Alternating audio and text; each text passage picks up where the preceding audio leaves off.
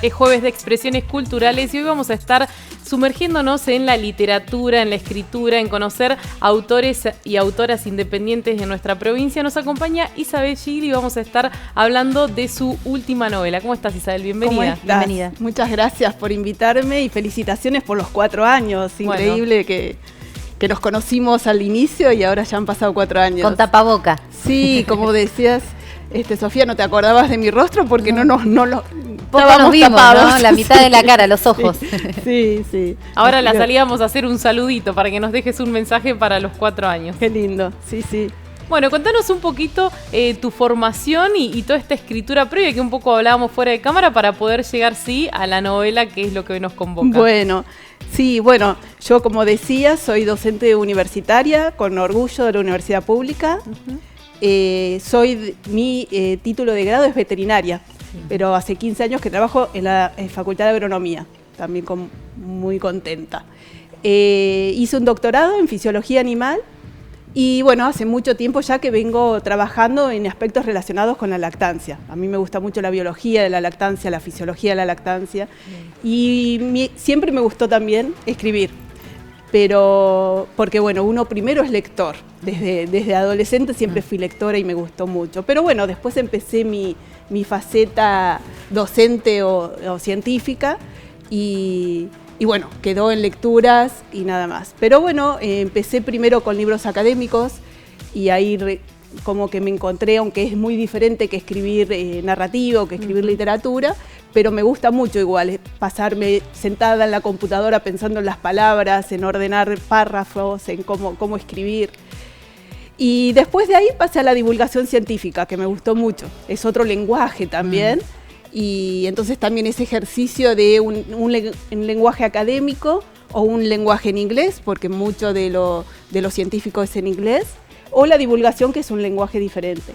Y después, bueno, finalmente me animé a llegar a la novela, que me encanta, así que todo lo que es narrativa me encanta y muy contenta de poder, y mi idea es continuar por esa línea porque me gusta mucho. ¿Eras lectora desde pequeña? Yo siempre fui lectora, vengo de una familia donde siempre se leyó mucho, leía mucho con mi padre también, así que leíamos justo... hace poco se cumplen 100 años de un escritor norteamericano que influyó mucho en la literatura moderna, que es Truman Capote, y se estuvo hablando mucho de él, y yo recordaba entonces que cuando yo era adolescente leía los libros de él con mi padre, y leíamos diferentes ediciones de un mismo libro y jugábamos a eso porque las traducciones eran muy distintas entre un libro y el otro, ¿no? Porque era como que la traducción todavía no era una profesión y no se traducía tan bien. Claro. Se traducía un poquito la idea, pero los libros diferían mucho.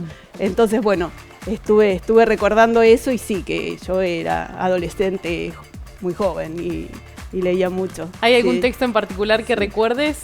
A mí me gusta mucho. Yo empecé con los norteamericanos, con este tipo de ficción. Salinger, Truman Capote. Me hiciste acordar al texto Féretros tallados a mano. Exacto, ese es de Truman Capote, sí. Y bueno, después muchos los latinoamericanos, ¿no? García Márquez, Vargas Llosa, Mario Benedetti, y bueno, así fue los rusos también, Dostoyevsky, Tolstoy. Eso fue como mi camino de lectora. Y ahora leo mucho, pero no me acuerdo tanto de lo que leo, así que me preguntás qué estás leyendo ahora, no sé, pero leo mucho también. Lo incorporás en el momento y después ya... Sí, como que no tengo tanta la memoria de que me queden los nombres, ¿viste? Leo muchos libros a la vez. Un poco yo creo que, bueno, con las series de televisión, a mí por lo menos me pasa eso, veo un montón y me preguntan qué estás viendo. No recuerdo. Es como el momento de distracción. Sí. Bueno, es muy importante, la lectura, ¿no? El leer, porque eso después te facilita a la hora, imagino, de escribir o de incorporar distintos vocabularios. ¿Cómo fue el proceso de realización de la novela? Bueno, la novela es ficción, pero tiene bastante de situaciones vividas y conocidas, porque la novela es la narradora, la que cuenta la historia. Toda novela tiene como varias capas, ¿no? Hay una historia más lineal, más superficial y por debajo hay distintas cosas que uno quiere transmitir o que quiere trabajarlas y pensarlas. La narradora es una científica que, como tantas crisis en Argentina, se va a trabajar a Europa. Y entonces se va a una universidad en Italia. Y mi interés de escribir esta novela era un poco pensar y trabajar lo que es ser extranjero en un país versus lo que es ser turista, ¿no? Porque hay una diferencia ahí, te ven muy distintos. Si sos un turista que estás de visita y paseando, en general todos te tratan muy bien, pero es distinta la mirada si sos extranjero. Así que me interesaba también mucho explorar eso. ¿Y por qué decidiste armar ese intercambio que sucede a veces con la cultura? Bueno, yo estuve varios años viviendo afuera con mi familia. Primero vivimos en Estados Unidos, trabajando en una universidad allá, y después en Italia. Entonces un poco es de experiencia personal, que digamos, con una historia ficcional, pero que tiene detrás cuestiones que conozco bien y que las viví y que me interesaba plasmarla y reflexionarla mientras escribía. ¿Y por qué elegiste el género novela? Bueno, y a partir también de la pandemia, que empezó a haber tantas posibilidades de tomar cursos a distancia, conocí un montón de talleres literarios de escritores que conocía muy bien porque los había leído, como Gabriela Saidón, Guillermo Martínez, muchos, Santiago Craig.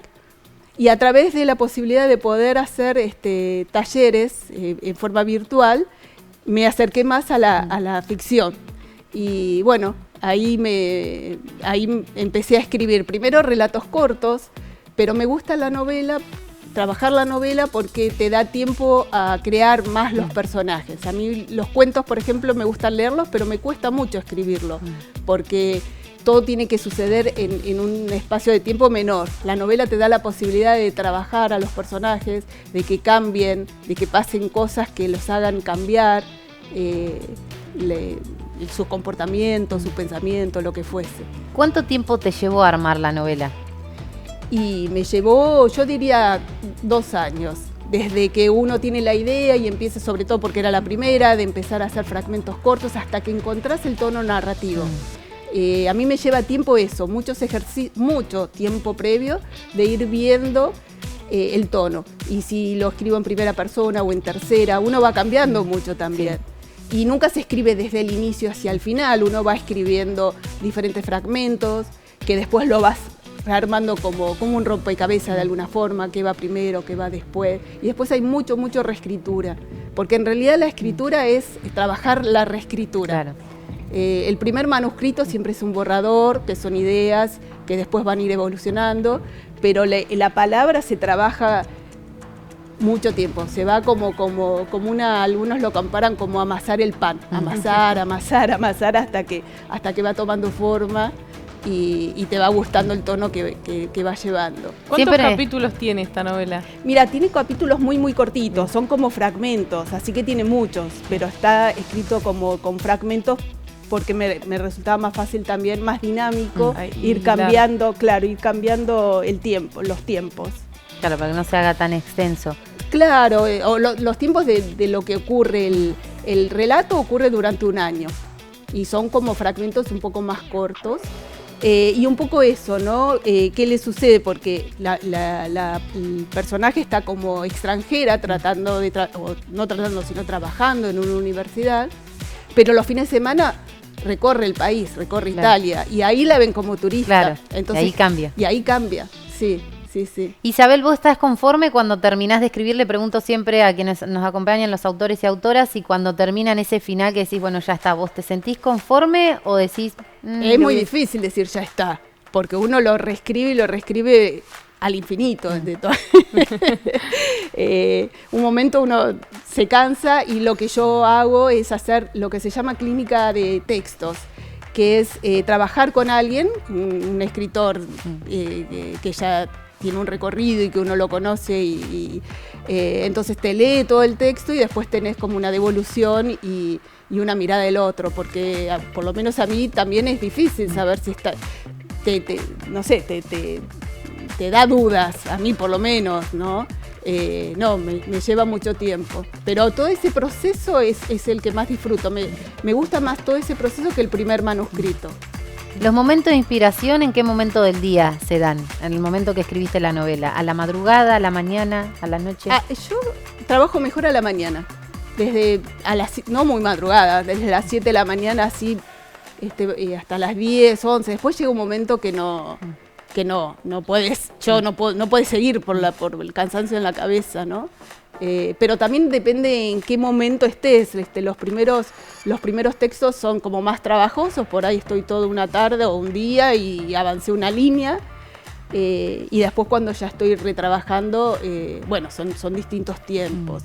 Y bueno, hay veces que uno está más inspirado o más cansado. Es muy difícil de tener O por ahí sucede que te baja la inspiración, una idea, decir que capaz que estás haciendo otra cosa, sí, y sos de dejar de hacer de lo que estás haciendo para uno sigue con lo que está escribiendo en la cabeza todo el día. Y incluso, en esos momentos de aire es como que surgen nuevas ideas. Sí, a la noche durmiendo, pensando. O saliendo a caminar. Manejando. Sí. Bueno, muchos autores nos dicen, llevan una libreta o las notas del celular o en ese chat de WhatsApp van como dejando esas...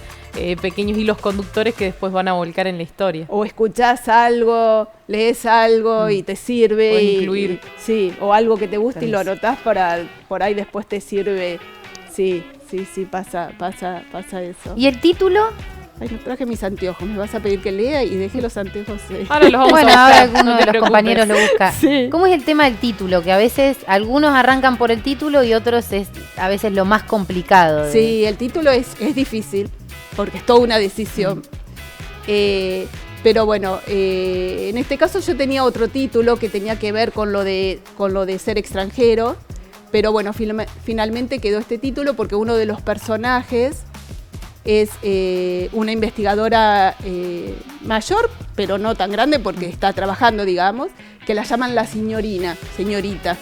Y que eso me gustó porque es como...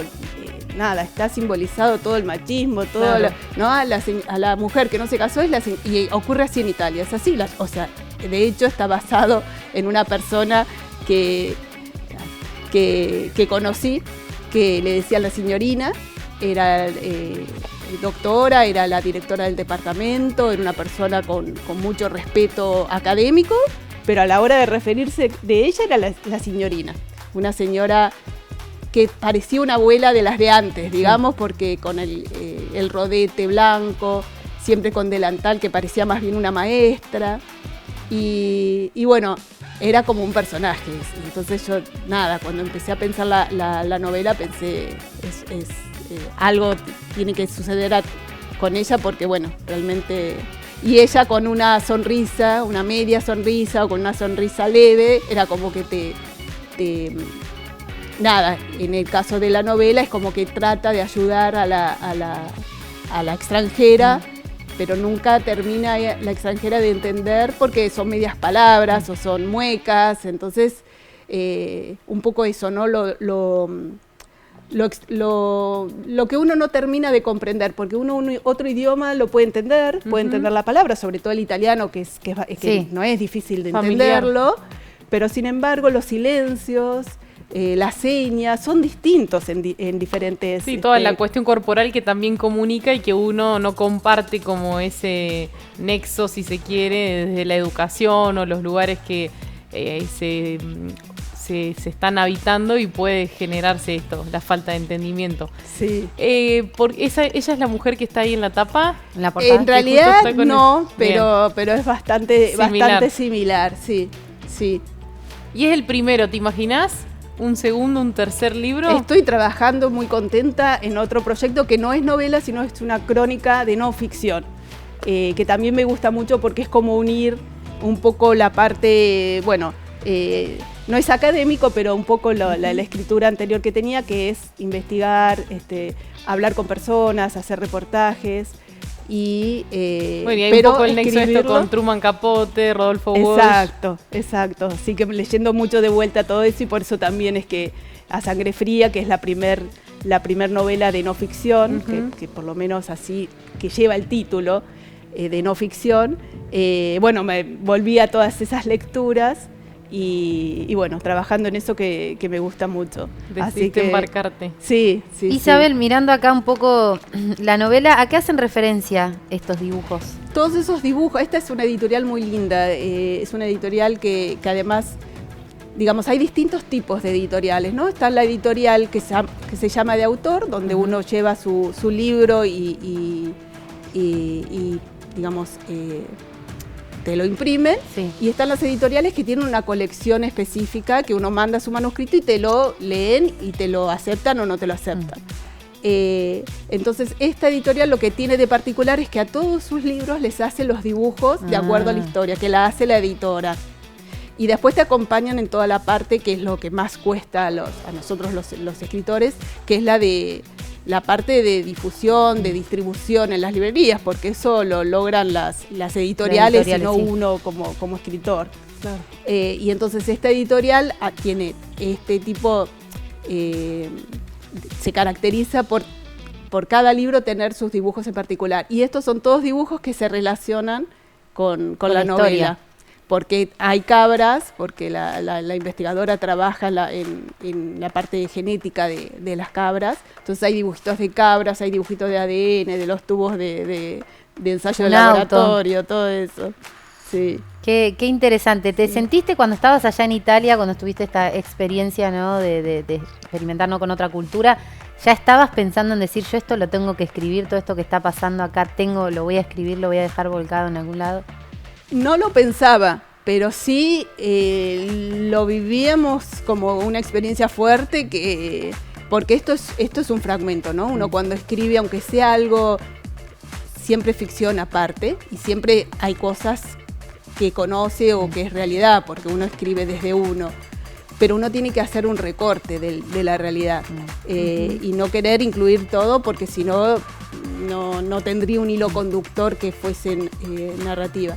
Han quedado fuera muchas cosas, por ejemplo, experiencias de mis hijos en la escuela, que fueron fuertes, que también daban para un libro. Una segunda novela, una segunda parte. Pero bueno, yo hice ese corte y bueno, no sé si seguiría por lo menos ahora. Ahora estoy contenta con otro proyecto totalmente distinto y avanzando con eso, así que bueno.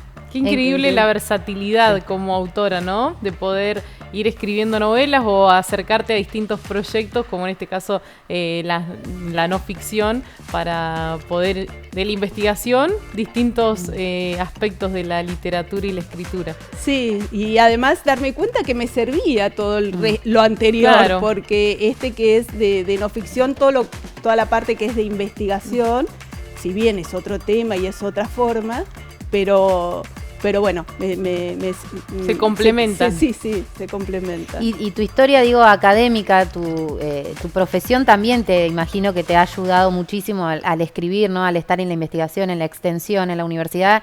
Imagino que eso también te sirve, sea el género que escribas, es mucho más fácil. Sí, por lo menos que me guste sentarme a escribir y saber que es un trabajo que lleva mucho tiempo y que no sale fácil, sino que es trabajo y constancia y paciencia. Eso en cualquiera de los géneros que sea es así, no es que uno se sienta y escribir, sino que es trabajar y trabajar el lenguaje, trabajar la historia también. Sí. ¿Qué comentarios recibiste de la novela? Estuvo muy lindo porque la verdad que tuve muchos... se vendió en distintas provincias y de pronto que te escriban desde Tucumán a San Martín de los Andes. Wow. Tuve así muchos para mí, ¿no? Habrán sido 8, 10 personas, no sé cuánto, importa, pero para mí fue un montón, ¿no? Que no hay un feedback con claro, el que lo y lee. después cuando lo presenté acá en la librería fue muy lindo, con mucha gente que vino, que muchos con curiosidad porque no conocían que yo escribía novelas, porque bueno, uno no lo dice mientras va escribiendo porque no sabe si realmente va a ser un libro o es algo que uno hace de manera hobby. Claro, así que fue muy lindo eso. ¿Dónde lo presentaste?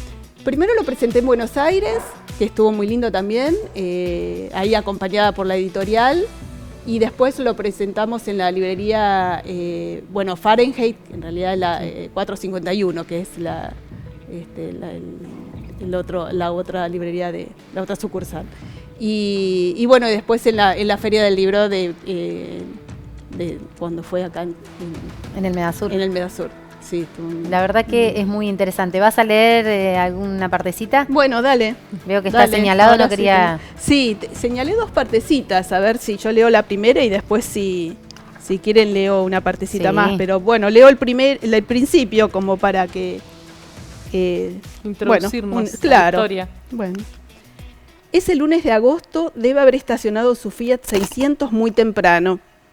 Debe haber caminado con pasos apresurados hasta el edificio del Departamento de Química de la Universidad de Sicilia y empujado la puerta de madera como lo venía haciendo en los últimos 30 años. Alrededor de las 9, cuando esta vez fui yo quien empujó la puerta, debe haber escuchado el chirrido, haberse levantado de su escritorio y dirigido hacia el hall. Fue entonces que la escuché por primera vez. ¡Qué puntualidad! Qui nessuno arriva in tempo. ¡Qué puntualidad! Aquí nadie llega en tiempo. Había llegado al sur de Italia el día anterior y esa mañana iba a encontrarme con el profesor Portobello. La que extendía la mano, una mujer de estatura baja, con el pelo blanco acomodado en un rodete y un delantal que me hizo pensar en una maestra de escuela primaria, no era, a todas luces, Portobello. No entendí su nombre. Más tarde sabría que la llamaban la signorina. Ni señora ni doctora. A sus 60 o quizás 70 años, imposible adivinarlo, seguía siendo la signorina, como un recordatorio de una soledad que nunca nadie preguntaba si era por elección.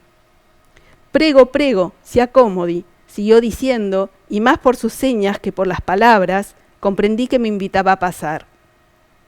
Entramos a una oficina con un crucifijo enorme en la pared. Nos sentamos y le pregunté por Portobello.